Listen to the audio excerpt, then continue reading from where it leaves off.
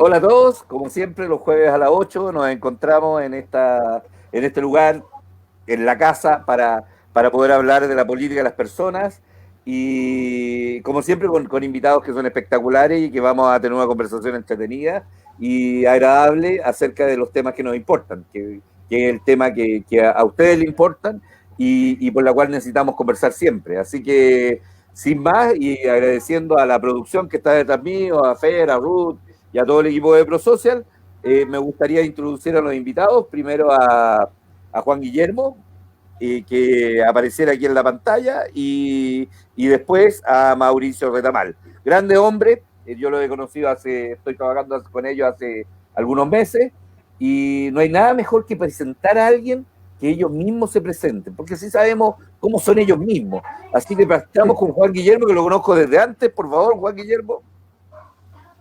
Muchas gracias, Felipe. Bueno, yo soy Juan Guillermo Gormaz, investigador clínico y consultor de salud, PhD.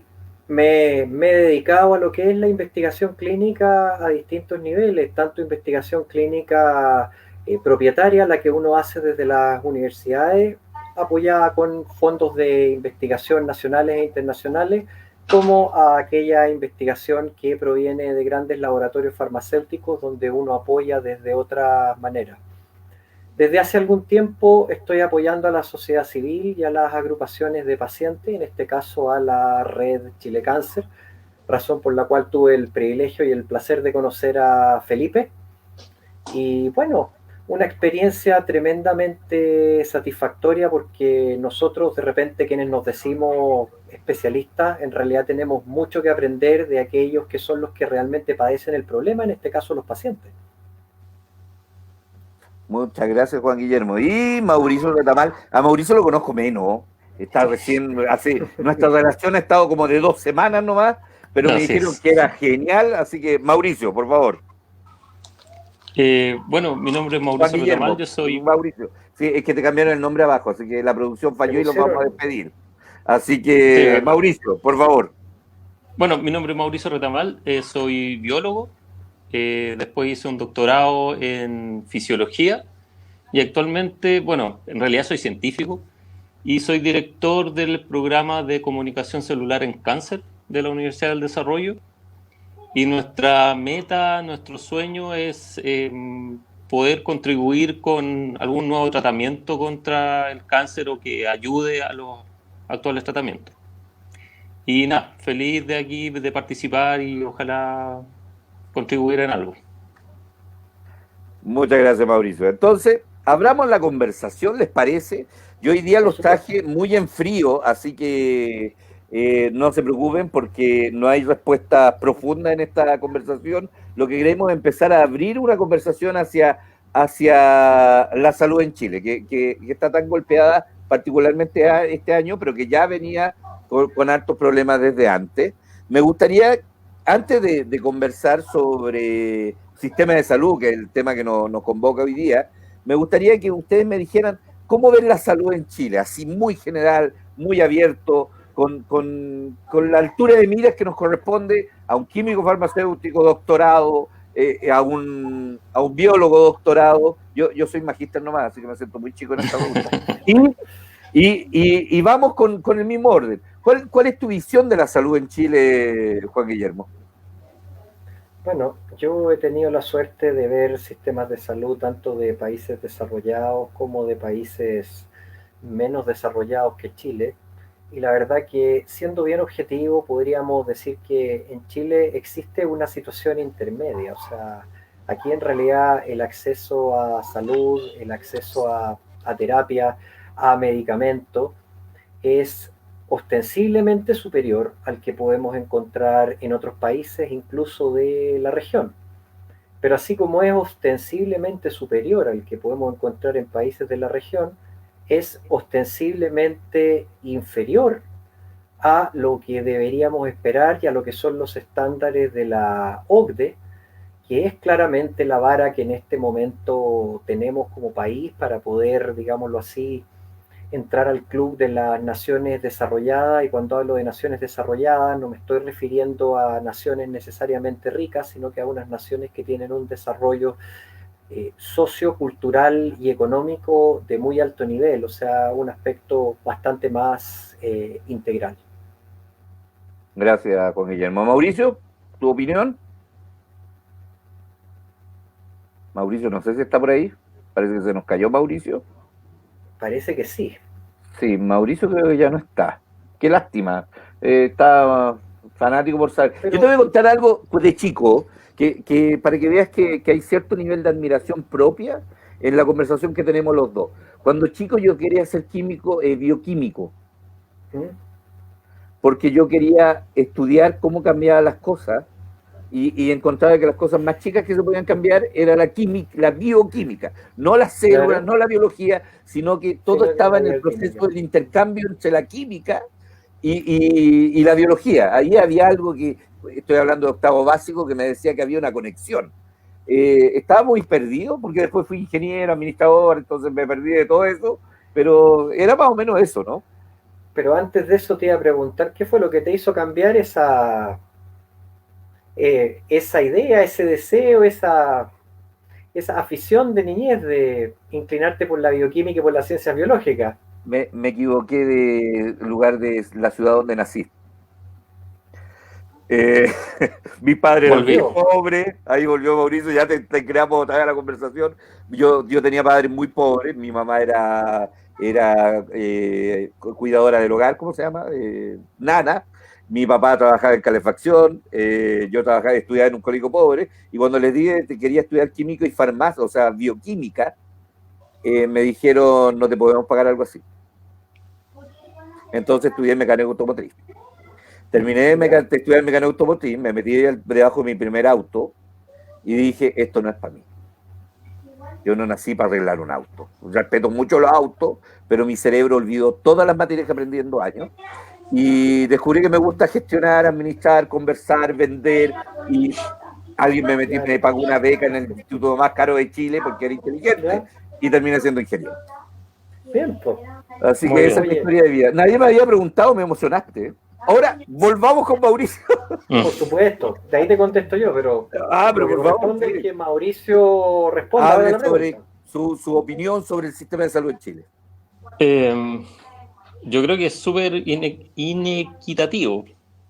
Hay un sistema de salud para la gente que tiene recursos y un sistema de salud para la gente que no tiene recursos. Yo creo que eso es un hecho de la causa.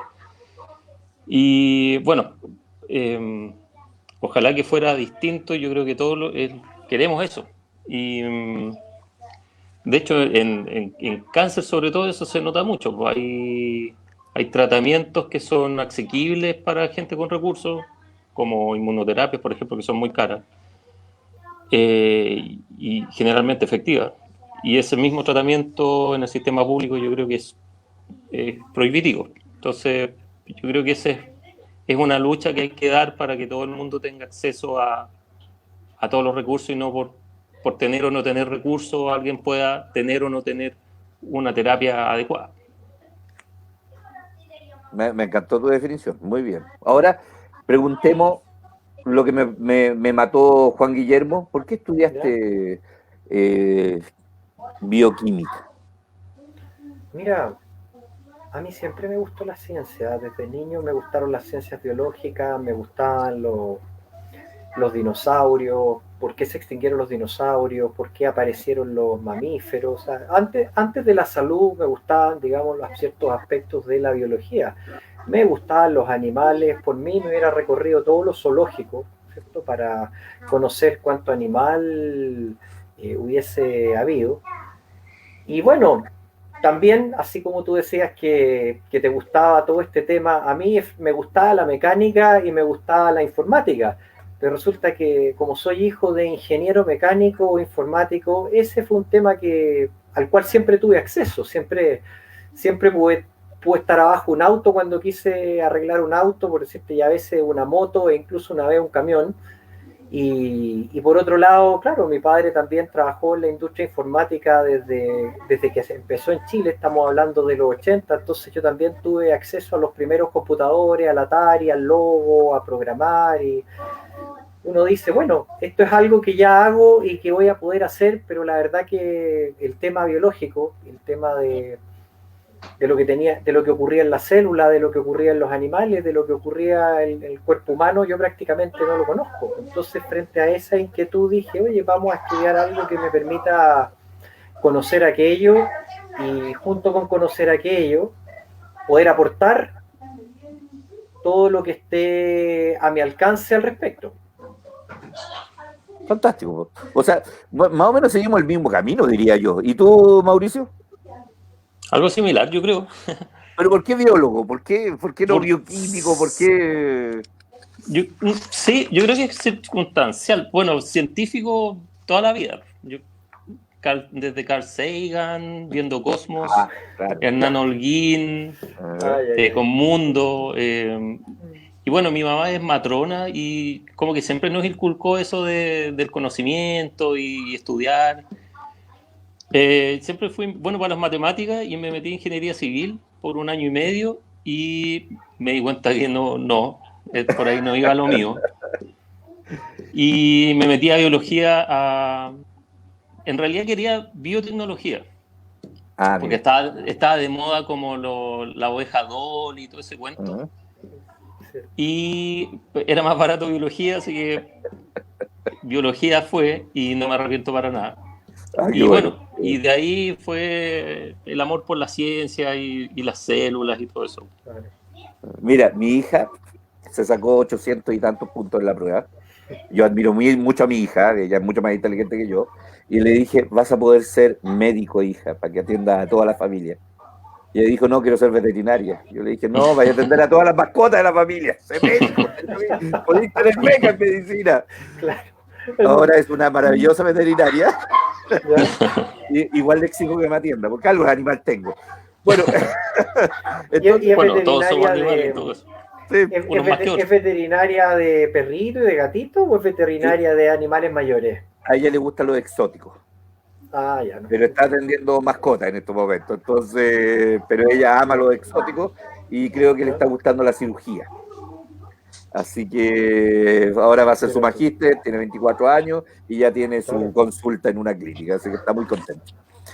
Bueno, me gustaría, si me permiten, hacer una mención a mi maestro de Chile, ¿sí? Julio Alcayaga, que yo creo que soy el científico que soy gracias a él. Un gran todos maestro, Julio Alcayaga. Sí, todos tenemos referente. Sí, yo creo que hay gente que nos marca. El profesor que a mí me marcó, ya que estamos mencionándolo, se llama Hadrid Dañino, Ricardo Hadrid Dañino, y fue el mejor profesor, y de hecho mucho de lo que yo hago como profe cuando hago clases en la universidad es idéntico a lo que él hacía, porque yo amaba cuando él hacía esas cosas. Entonces yo soy una copia de lo que él hacía cuando yo era estudiante. Me obligaron a entrar en el tema que yo no quería entrar, porque la verdad que la profesora María Eugenia Letelier, que fue de quien dependo y por quién soy al día de hoy, falleció en circunstancias de que yo no estaba en el país y no pude estar en su funeral, ¿cierto? Y claro, yo había hablado hace algún tiempo atrás con ella y la había notado bien. Y la había notado feliz, porque la verdad que a pesar de ser ella una profesora muy rebelde, muy antisistémica, y que en parte me inculcó a mí y a todos esos alumnos eso, llegó a ser profesor titular, contra viento y marea, en un medio en el cual lo rebelde y lo antisistémico nos gusta, y además machista, ¿no es cierto? Entonces, claro, ella llegó a ser profesor titular y la verdad que se jubiló a medias, porque los grandes profesores nunca se jubilan, quizás dejan algunas horas en la universidad, pero siempre siguen apoyando, formando y dando lo mejor de sí. Entonces, claro, me acordé de ese momento de la mucha nostalgia de no haber estado en Chile, no haber tenido cómo haberme podido despedir de ella. Sí. Yo creo que todos los que amamos lo que hacemos, sea por aventura o sea por pasión, que todo es pasión al final, tenemos estos recuerdos, podemos imitarlo. O sea, yo a quien le pregunte que amamos lo que hacemos, tenemos algún referente, tenemos una aventura para llegar a esto, que siempre es sorpresiva. Podría estar hablando toda la noche de eso, pero nos toca hoy día hablar de un tema mucho más complejo, mucho más difícil, y quiero ponerlo en esta situación. Yo soy un líder de organización de pacientes, tengo montones de estudios en liderazgo, en venta efectiva, en negociación efectiva, en conversación, en estructuración de organismos, pero de salud no sé nada más que a lo que a mí me afecta. Entonces, cuando estoy en una reunión, hay ocasiones en que me dicen, pero tenemos que aplicar el sistema Berebere.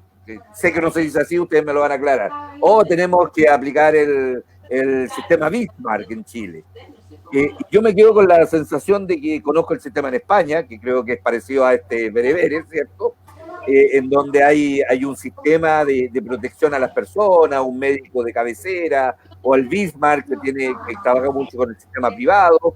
Entonces, si ustedes me pueden hacer una referencia a lo que ustedes saben acerca de los sistemas de salud, que para ustedes son los mejores, por ejemplo, para mí el de Uruguay es el mejor, en cuanto a los niveles de distribución de las problemáticas de salud, ¿qué me dirían ustedes? Y bajamos por Juan Guillermo, por supuesto, en el orden que estamos siguiendo. ¿Les parece? Sí, claro. Mira, antes de entrar a ese nivel al que tú estás llegando, yo me voy a ir a un nivel un poquito más atrás. Me parece. Y eso vamos a dividir en el fondo los sistemas de salud pública en dos tipos. Aquellos que son de aseguramiento universal, como por ejemplo el que tiene Chile. Aquí hay un aseguramiento de la salud, o sea, FONASA en el fondo es una aseguradora. Y los sistemas que son de acceso universal. Claramente, desde ese punto de vista, siempre es mejor, desde la perspectiva de los pacientes, un sistema que sea de acceso universal a un sistema que sea de aseguramiento universal. Yo creo que las razones son bastante obvias, no sé si valga la pena discutirlas aquí y alargarnos en eso, pero a ver, el primer punto para poder lograr equidad a nivel de sistema es empezar a avanzar hacia lo más posible a lo que sea acceso universal e ir dejando atrás lo que conocemos hoy como aseguramiento universal. Esa es mi primera... ¿Conoce otro país que tenga aseguramiento así como en Chile? Mira, no es mi tema.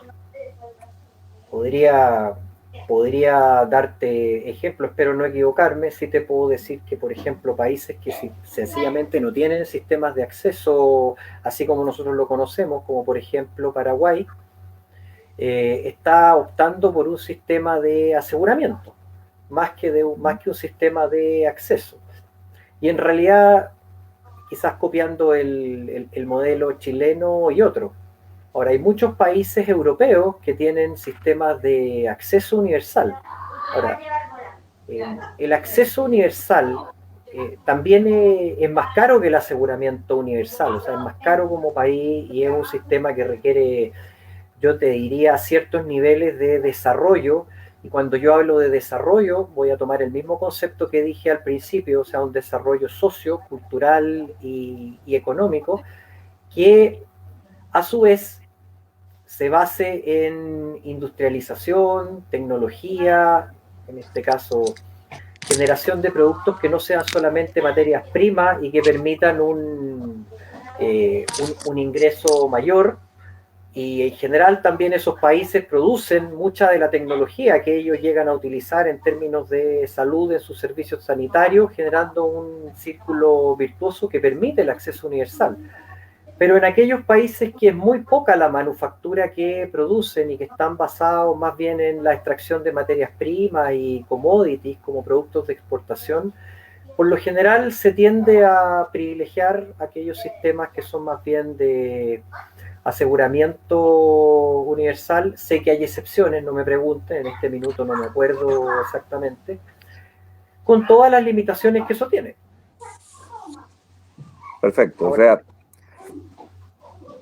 ya sabemos que el acceso universal es caro. Exacto. Podemos establecerlo. Y el aseguramiento siempre ayuda al gobierno. Exactamente. Podemos establecer eso, ¿sí? Muy bien. Mauricio, perdón, sí, dime, Juan Guillermo. Porque cuando tú tienes un sistema de aseguramiento universal, en el fondo la carga o el gasto de bolsillo que estás poniendo sobre la persona es mayor que cuando tienes acceso universal. Entonces, en el fondo, el sistema de aseguramiento, en muchos casos, coloca a la persona como parte principal del seguro. Entonces todos sabemos que en cualquier trabajo, ya sea público o privado, una parte del sueldo de la persona va a cubrir ese seguro, y en algunos casos más, en otros casos menos. O sea, en el caso privado es prácticamente la totalidad del aseguramiento proviene de la persona, y salvo que tenga que optar a tratamientos GES o tratamientos Ricarte Soto, que son garantías para todos los ciudadanos, es la propia persona la que se hace cargo de su salud. Ahora, el sistema público es mixto y por supuesto que a menores ingresos subsidia más, pero a la postre siempre es un sistema que considera el aporte individual como un pilar fundamental. Ya, eso quiero dejártelo un poquito ahí dando botes, ¿cierto? Porque me interesaría hablar sobre el tema. Y Mauricio, por favor. Háblame de estos sistemas que tú conozcas, estos sistemas de salud que son lo que tú has observado en el mundo. Porque quiero decirles que todos estos caballeros son gente de mundo, entonces me pueden hablar del mundo. Mauricio. Sí, bueno, yo creo que de los tres soy el que menos sabe la parte técnica de cómo funciona la salud. Pero como tú dices, yo he tenido la suerte y la dicha de vivir, por ejemplo, en Francia. Y allá les sacan, si mal no recuerdo, como el 40-45% del sueldo para que vaya a cubrir efectivamente la salud, la educación, y que todo el mundo tenga acceso a ella y de buena calidad. Y como decía Juan Guillermo, o sea, lo ideal es que todos tengamos acceso a una educación buena, de calidad, pero eso requiere dinero y ciertamente, o sea, a pesar de lo que todo el mundo diga de que Chile es un país, o éramos medio yendo al desarrollo, que éramos casi los jaguares, que éramos lo mejor de Latinoamérica, eso yo nunca lo compré. Yo siempre he pensado que Chile efectivamente es un país pobre, probablemente menos pobre que los vecinos, pero seguimos siendo pobres, y eso ciertamente va a limitar siempre el acceso a la educación y salud. Y estoy muy de acuerdo con Juan Guillermo que mientras sigamos exportando piedras y palos, nuestro salario siempre va a ser bajo y nunca vamos, o digamos, siempre va a costar salir de donde estamos y tener lo que todos queremos, educación y una salud mejor. Sí, yo quiero sentirme culpable, Juan Guillermo. El libro que me recomendaste no me acuerdo, pero lo leí las primeras 40 o 50 hojas, porque lo encontré. Él dijo que me lo iba a mandar, pero no me lo mandó. Así que yo lo encontré en internet, lo estoy leyendo y no te preocupes, te perdono. Pero en eso acerca de lo que dice Mauricio, normalmente los países que producen materias primas son dictaduras. Eso leí en el libro. Puede que lo haya entendido mal. ¿Cómo se llama el libro? Aquí, si no me acuerdo del título. El libro, te digo al tiro, es porque algunos países, ¿de dónde proviene la riqueza de los países? ¿De dónde proviene la riqueza de los países? Exacto. Y en el libro, hasta donde leí, porque debo admitir que todavía no lo termino, ¿cierto? Estoy leyendo un montón de cosas como siempre. Dice eso, que los países que normalmente producen materias primas, como Chile, son dictaduras. No dice como Chile. Yo puse el término, ¿cierto? Entonces, tengo esta sensación, y me gustaría que ustedes la comentaran antes de entrar un poquito más en lo profundo de cómo funciona Francia, cómo se pagan los impuestos, y hablar sobre la cultura del chileno. Me gustaría pensar si ustedes creen que nosotros salimos de la dictadura hace 30 años, o terminamos con un limbo que nadie entendía durante estos últimos 30 años. Metámonos en política, así como dice la Antonia Toledo, gran amiga mía, mojémonos el potito, a ver si podemos. Mauricio, empecemos por ti. Súper buena pregunta. Yo lo he conversado varias veces con amigos y yo creo que efectivamente yo creo que la dictadura le hizo daño por muchos medios a Chile, pero yo creo que uno de los grandes daños que le hizo a Chile fue la desconfianza de unos con otros. Y por eso yo creo que nuestra sociedad está un poco enferma porque nadie confía con el de al lado. Yo creo que tenemos que cambiar eso. Y eso, yo creo que las sociedades que realmente surgen es porque confían uno con otro. O sea, si uno va a Europa, uno sabe que si uno deja una bicicleta ahí, es raro que se lo roben. O si uno se le cae algo, lo más probable es que vaya alguien y te lo pase. Entonces son sociedades que se ayudan unos con otros. Y yo creo que a nosotros nos falta eso. O sea, además del dinero, nos falta como sociedad colaborar unos con otros, ayudarnos unos con otros. Yo creo que el día que pase eso, vamos a salir del subdesarrollo. Y con respecto a eso de la dictadura de las materias primas, también tuve la suerte hace 2 años ya casi, estuve en Australia y ellos son un país que también exporta muchas cosas. Y un australiano me contaba que efectivamente estaban un poco temerosos porque qué va a pasar cuando se les acaben los materiales. Entonces, hoy por hoy exportan muchas cosas muy caras, oro y otras cosas, pero el día que se les acabe, se les va a venir la sociedad abajo. Entonces, ahí estaba como todo lo que estábamos conversando recién. Sí, y recuerden que Chile ya nos ha pasado. Y claro que... Entonces, yo creo que yo quiero mucho mi país, yo creo que somos todos en promedio bastante inteligentes los chilenos, y me causa pena que no aprovechemos eso. Yo creo que tenemos mucho material acá y no lo aprovechamos. Juan Guillermo. Bueno, yo voy a ir a un tema más puntual que el que fue nuestro gran amigo Mauricio, que tiene que ver con la economía. A nivel económico, a mi juicio, el principal error que ocurrió en la dictadura, o daño, como queramos llamarlo, fue la desindustrialización del país. Porque nosotros muchos nos acordaremos del viejo Madensa. El viejo Madensa a lo mejor no era muy tecnologizado, pero era tan bueno que hasta el día de hoy funciona. Entonces, claro, sí, quizás en Chile sí se podían hacer productos de buena calidad, a lo mejor no los más tecnológicos. Se pudieron hacer autos de buena calidad, quizás las Chevrolet Loop no eran las más confortables, etcétera, pero ¿quién no tuvo alguna vez o no conoció a alguien que tuvo una Chevrolet Loop y dijo, claro, no era la más cómoda, no era la que tenía el mejor motor, pero pucha que era confiable y pucha que era cumplidora? Pero la verdad que hasta cierto punto, y por alguna razón a los economistas de la dictadura y de lo que vino de la escuela de los Chicago Boys, no les gustaba la industrialización y tenían quizás ese principio de que un país tiene que preocuparse de aquello en lo que es competitivo. Entonces, sobre esa lógica, si uno es competitivo en el subdesarrollo, dedíquese al subdesarrollo, porque en el desarrollo no va a ser competitivo. Y en realidad, en mi humilde opinión, la forma de pensar es decir, oiga, si estoy logrando algo de desarrollo en vía de producción tecnológica, industrialización, lo que tengo que hacer es potenciar eso, pues, aunque me cueste y aunque tenga que sacrificar algo, no matarlo. Entonces, en la medida de que uno sale de la industrialización, claro, podríamos decir que salimos de una dictadura militar, pero entramos a una dictadura del extractivismo. Y esa dictadura del extractivismo es la que nuestro amigo Mauricio Retamal, en el fondo, describió muy bien. O sea, ¿qué va a pasar cuando el cobre se acaba? Y tú también, Felipe, dijiste, oye, ya se nos acabó el salitre.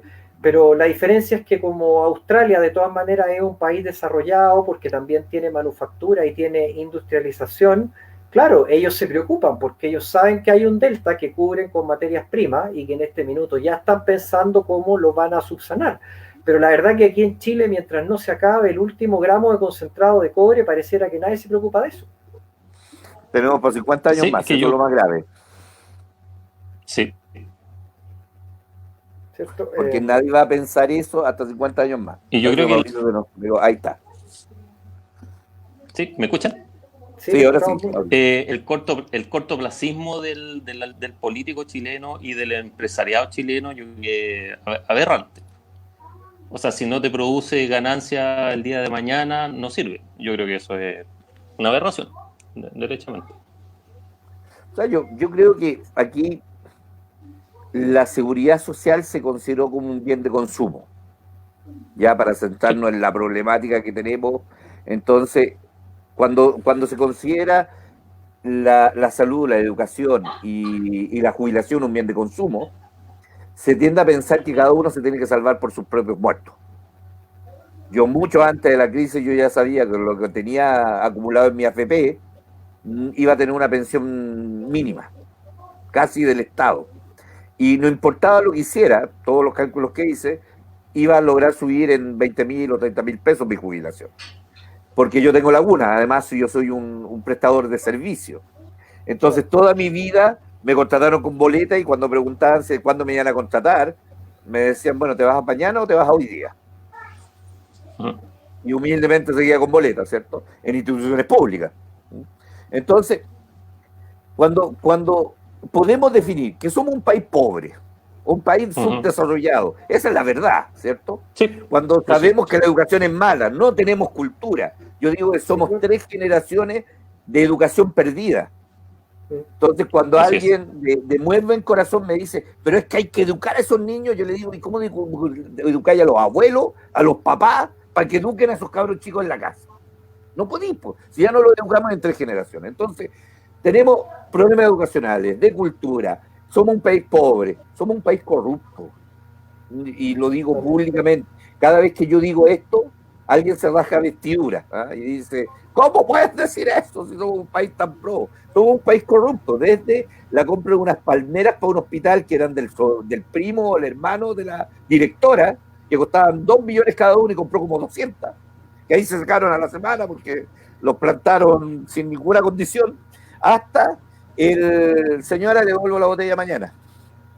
Somos un país Felipe, corrupto. Entonces, ¿cómo nosotros podemos mejorar la salud? Y te doy la palabra, Juan Guillermo, con todos esos problemas. lo que pasa es que, mira, de, de una forma muy contradictoria, le voy a dar un poco la razón a quien raja vestiduras cuando tú dices somos un país corrupto, ¿eh? Porque la verdad que esa gente lo que hace es compararse con nuestros vecinos, con Argentina, con Ah, Brasil, claro. ¿no es cierto?, con Paraguay. Entonces dice, claro, somos los jaguares. Pero ahí la pregunta, y pueden tener razón, hay un viejo dicho que en el país de los ciegos el tuerto es rey. Pero la pregunta es si Corea del Sur, ¿no es cierto?, que todos sabemos hoy día qué es lo que hace, en su momento se hubiese comparado con sus vecinos, no sé, Laos, Camboya, Tailandia, y hubiese dicho, oye, mira, estoy un poquito mejor que Laos, Camboya, Tailandia, etcétera. ¿Serían lo que son ahora? No, pues. Uh-huh. ¿No es cierto? Entonces, claro, eh, eso de eso de compararse con los vecinos es la mediocridad intrínseca que nunca te va a hacer salir del hoyo en el que estás porque es una autocomplacencia perversa, por así decirlo. Pero afortunadamente, Felipe, entre el estallido social y el COVID, nos ha mostrado que no éramos tan jaguares, sino que la verdad que había una realidad social encubierta y que todas esas cifras macroeconómicas muy bonitas y por lo demás reales, oye, sacamos a un 30% de la población de la pobreza, pero los dejamos ahí, pues, los dejamos vulnerables a que cualquier situación que pudiese pasar, ¿cierto? Que pudiese complicar la economía mundial, etcétera, llámese hoy día a COVID, los volvía a la pobreza de nuevo. Entonces, claro, en realidad era artificioso, se veía muy bonito, pero no era real. Y, y frente a eso, ¿qué vamos a hacer? Yo siempre soy de la idea de que es mejor ver la realidad, porque si uno no ve la realidad, lo más común es autoengañarse, es caer en la autocomplacencia, pero es mejor ver porque a partir de eso se puede construir. Mauricio. Sí, claro. O sea, yo estoy súper de acuerdo con Juan Guillermo. Si no visualizamos y no dimensionamos el problema, jamás vamos a solucionarlo. ¿Y cómo se soluciona? Pucha, difícil. Yo creo que en parte pasa por la educación, pero como dice Felipe, es difícil.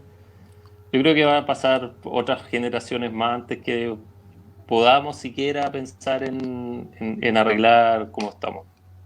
O sea, Yo, no es yo muy te- positivo mi pensamiento, por primera pero vez creo que soy el es más una positivo de los invitación dos. a ponernos las pilas. Sí, yo creo en los cambios rápidos cuando la gente se mueve. Cuando nosotros nos juntamos con Ricardo Soto, que ahora todos dicen que se juntaron con él, lo encuentro muy divertido, porque apareció este caballero extraño, ¿cierto?, de la tele que hablaba sobre farándula, y un día nos cita a organizaciones de pacientes, hace varios años ya, y por primera vez nos juntamos 15 organizaciones de pacientes y una señora de un hogar de ancianos que se había equivocado de sala. Y Ricardo nos dijo, bueno, ¿qué necesitan ustedes? Si no se puede mejorar esto. Y empezamos a decirle que necesitábamos cambiar el acceso a los medicamentos. Y alguien en esa misma reunión, no me acuerdo exactamente el nombre, dijo, pero es que las leyes no se pueden cambiar, po. Y Ricardo dijo, veamos, po. Y después, en una siguiente reunión, 3 o 4 reuniones después, que ya Ricardo conversaba con nosotros y nos contaba cómo le iba, otra señora nos dijo, pero es que cambiar una ley se demora 10, 15 años, po. Y otro gritó, que sabía más parece, 20 años se demoran. Y de repente, en un año, después de una marcha que era de 2 cuadras, porque no queríamos que caminara mucho la gente, se llenó de bote en Mapocho, ¿cierto? Fueron, según mis cálculos, eran 200.000 personas, más o menos, que se juntaron, no pudimos marchar porque la gente llegó y tapó todo el camino. Y al mes todos decían, oye, esto hay que cambiarlo. Si lo dijimos hace 10 años que estamos diciendo que hay que cambiar todo esto. Entonces, mi esperanza es que si alguna vez tenemos una razón común, no una voz común, una razón común en 1 millón de voces, podemos volver a hacer el mismo cambio. Yo soy un crítico de la unión, no por la unión en sí, sino que la unión en Chile, y perdón lo que voy a decir porque una barbaridad, se entiende como los imperios. Entonces, yo me uno, pero bajo el emperador. Entonces, el emperador manda todo, él coordina todo, él controla todo. Y se pierde de todas las voces, po.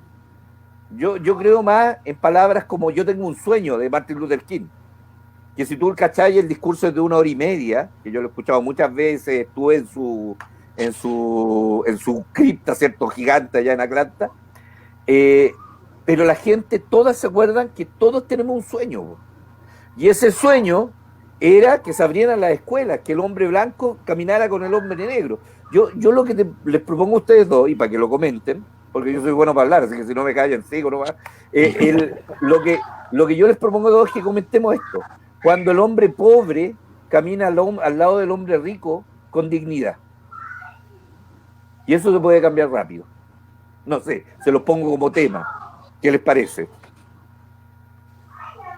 Mira, me parece estupendo, Felipe, ¿qué te voy a decir? Además que tomando un poco el tema y el libro aquel que yo recomendé, lo recomendé porque en ese libro uno de los pilares que se daba para el desarrollo de los países era la sociedad civil. O sea, cuando la sociedad civil lograba generar mecanismos de contrapeso frente a autoridades políticas, o sea, en este caso al poder político y al poder económico, y se convertía realmente en un actor importante en la sociedad, comenzaba el desarrollo.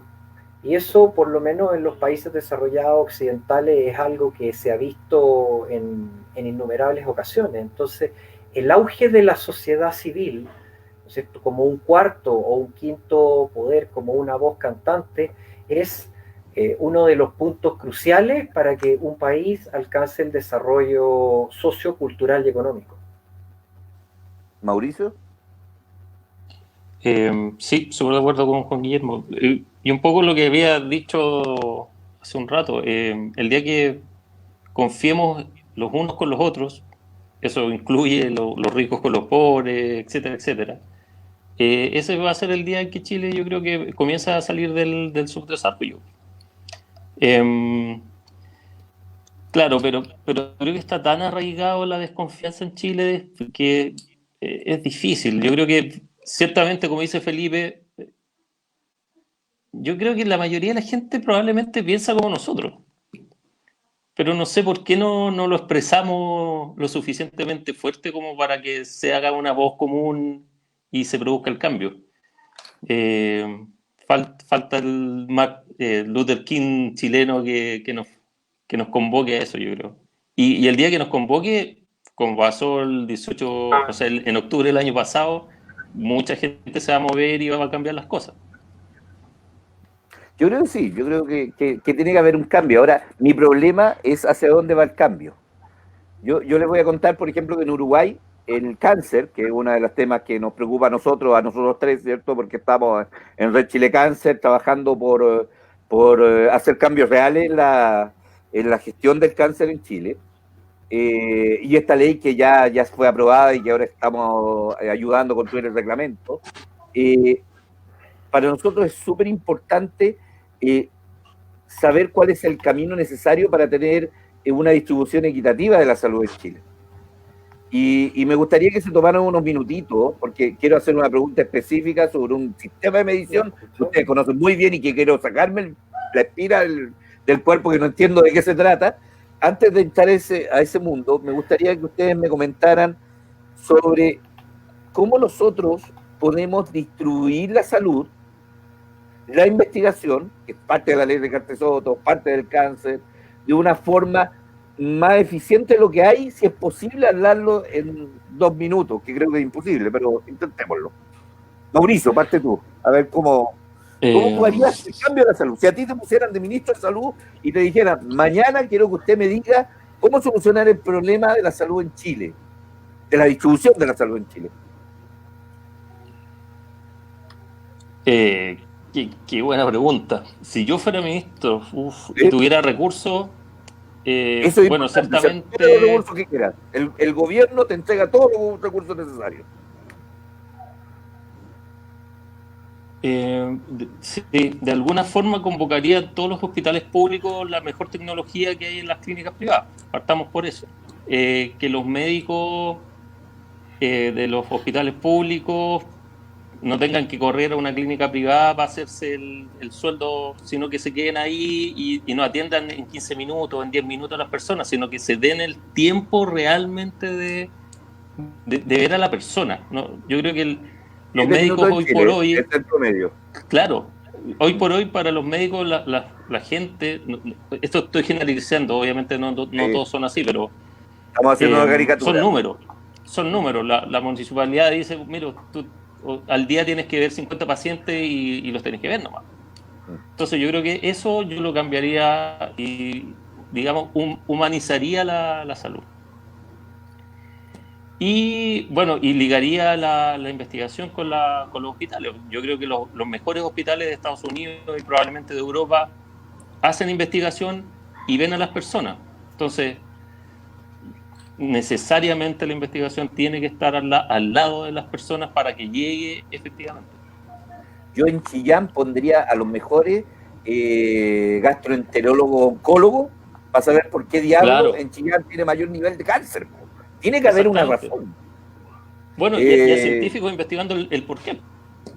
Claro, pero deberían estar en los hospitales atendiendo a toda la gente, esos científicos. Sí. Bueno, te encuentro toda la razón. Lo que estoy diciendo es que te constato como ministro, apenas sea presidente. Juan Guillermo, a ver si tu postulación es buena también. ¿Me escuchan? Porque la verdad que me ven el video porque yo no veo el video. No, el video se quedó pegado, pero te escuchamos perfecto, así que hagamos como que estamos con tu fondo nomás. Sí. Perfecto. Bueno, si yo fuera ministro de Salud y tuviera todos los recursos a mi alcance, lo primero que haría sería enfocarme fuertemente en la prevención, que es algo que aquí está muy, muy postergado. No digo que no se haga, pero sí que está tremendamente postergado.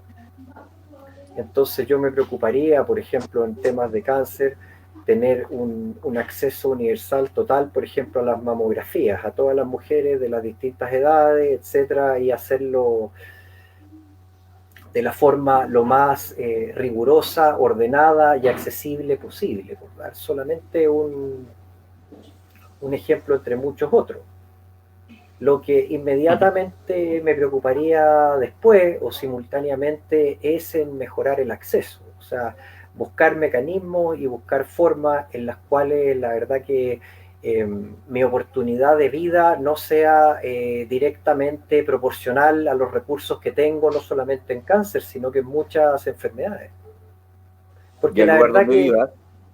y del lugar donde vives, porque la verdad que es iluso pensar en países en los cuales no vayan a haber inequidades, pero la verdad que si en mis manos estuviera por lo menos poder terminar con iniquidades básicas, como por ejemplo el acceso a salud o la calidad de la educación, claro, me preguntaste por ministro de salud, pero también podría haber sido ministro de educación, me enfocaría específicamente en ver cómo puedo corregir esas inequidades. Ahora, teniendo claro que corregir esas inequidades para hacerlo de manera eficaz, oye, no solamente implica una redistribución de los recursos,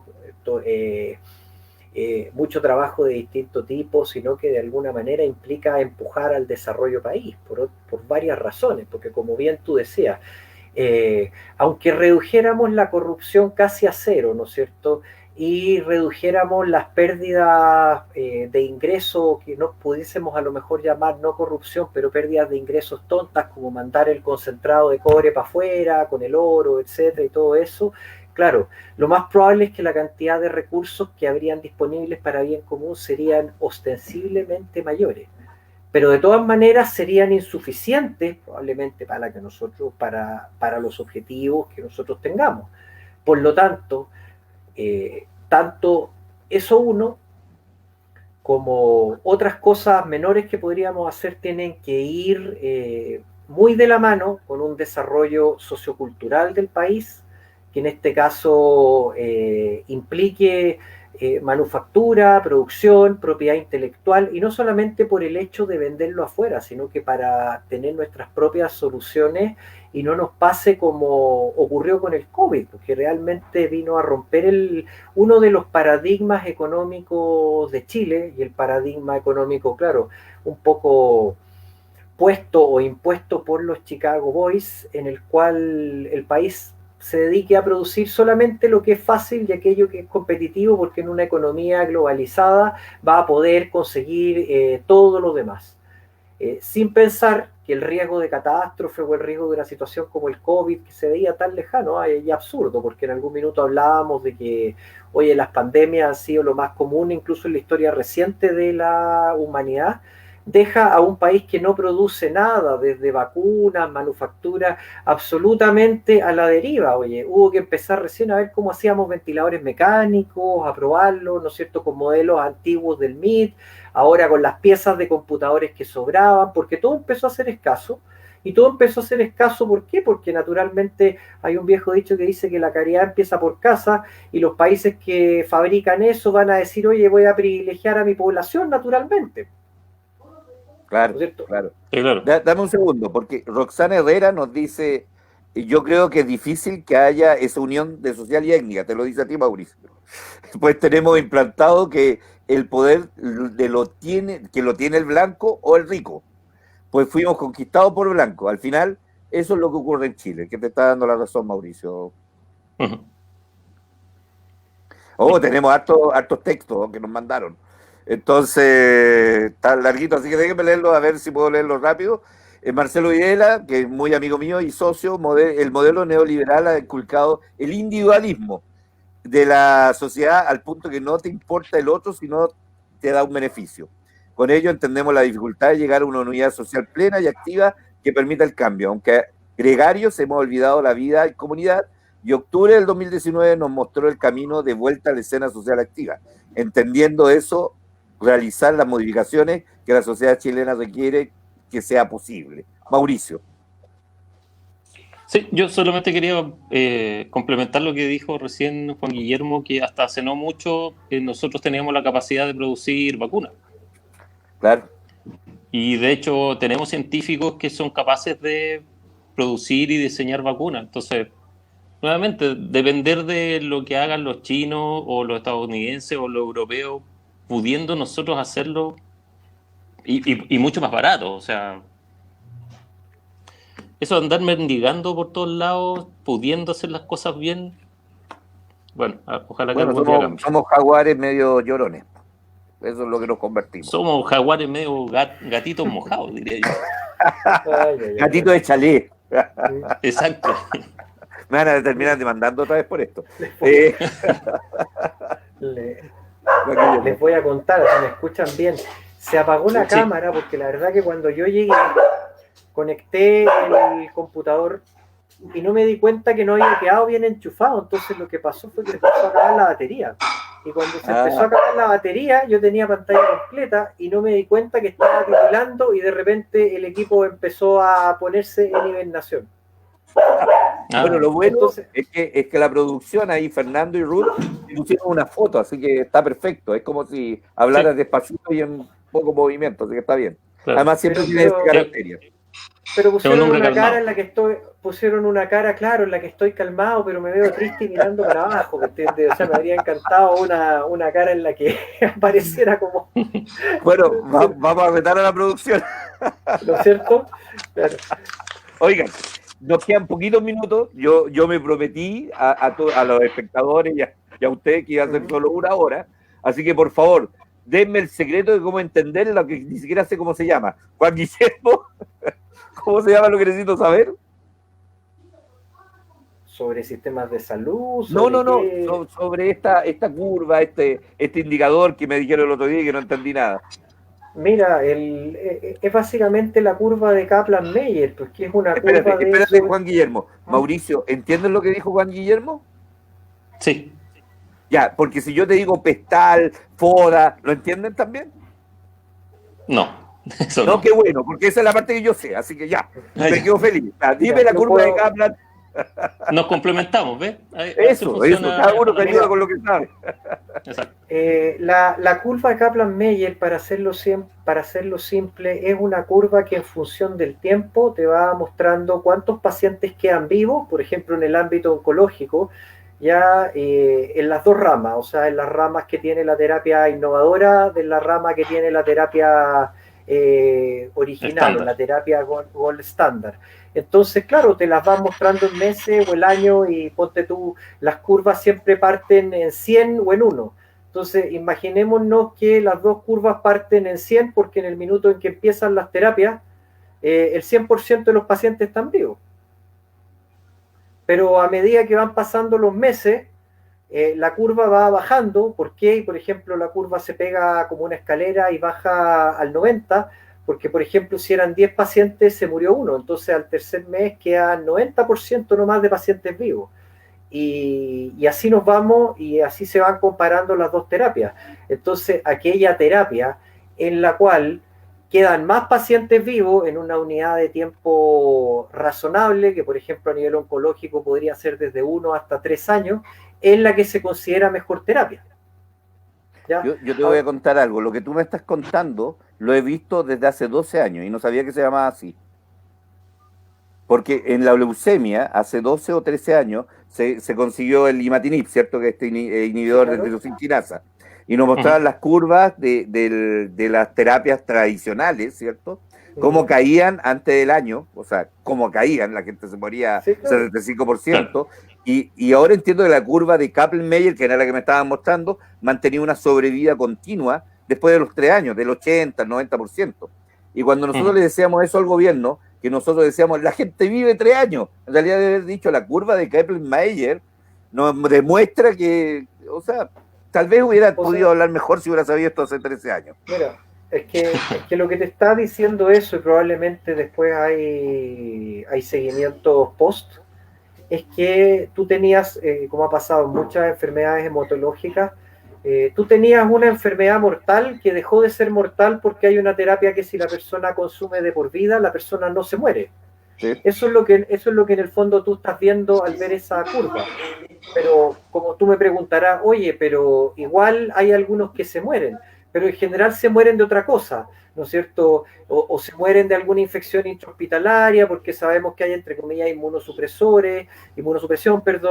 o también se pueden morir porque hacen algún tipo de rechazo a la propia terapia, etcétera, pero lo que te está diciendo eso cuando la curva se mantiene plana es que en el fondo tú encontraste una cura que es dependiente de que la persona utilice ese medicamento por el resto de sus vidas hasta que se muera de otra cosa. Y que tenga acceso al tratamiento.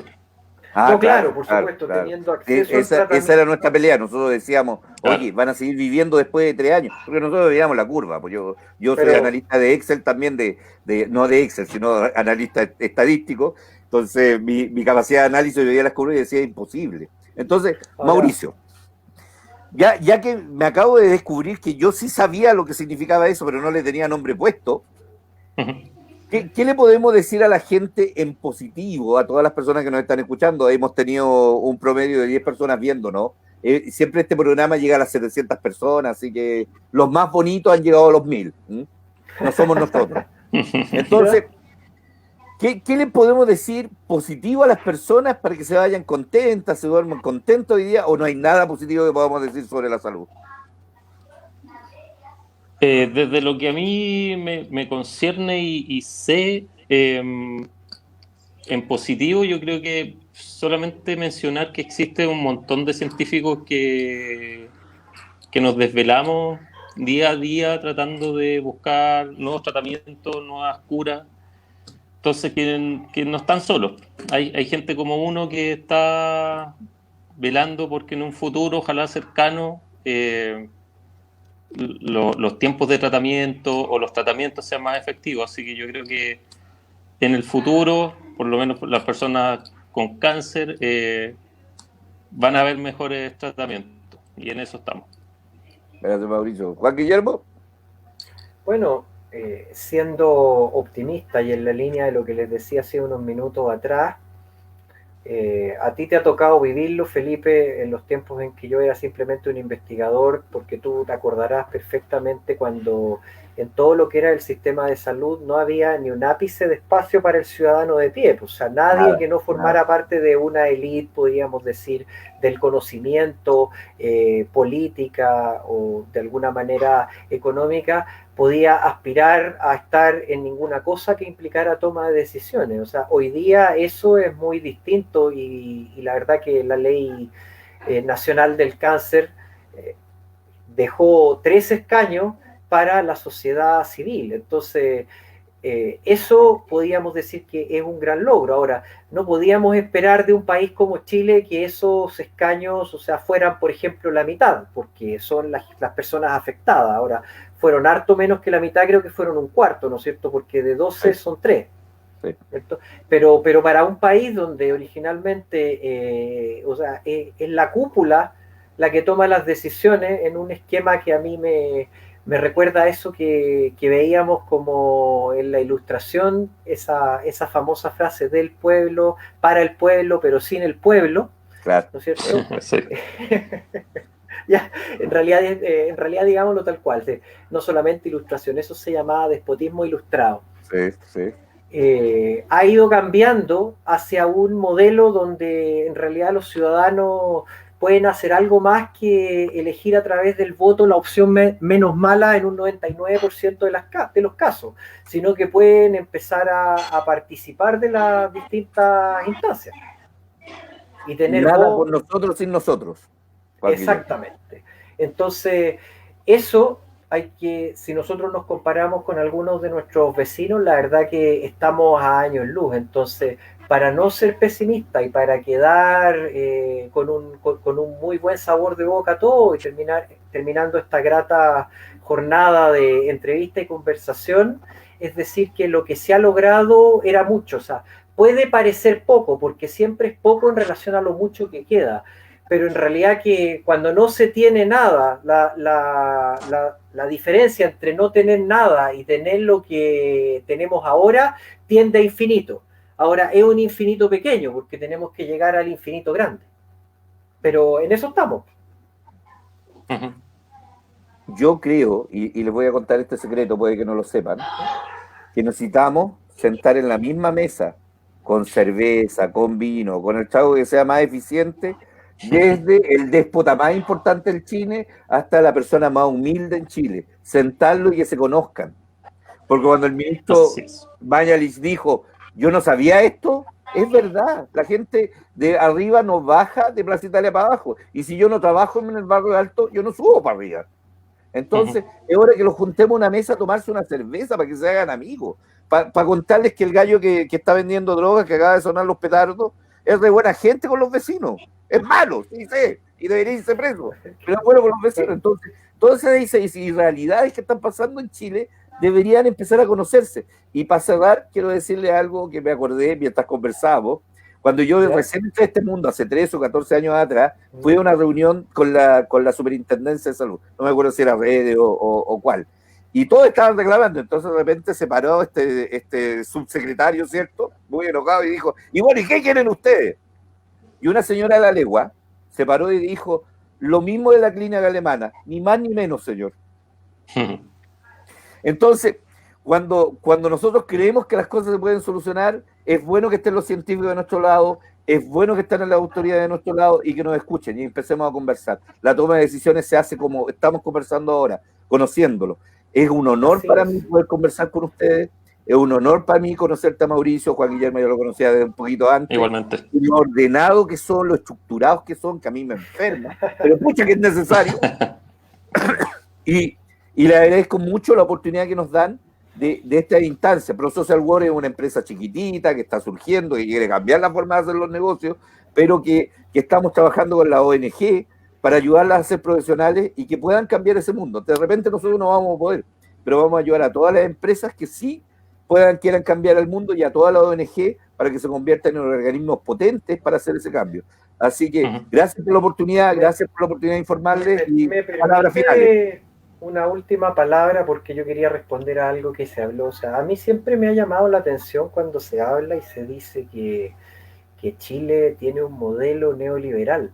Y yo digo, ¿ya? Pero en realidad Chile lo que tiene es un modelo feudal, porque el modelo neoliberal tiene como entre sus bases la competencia y el riesgo.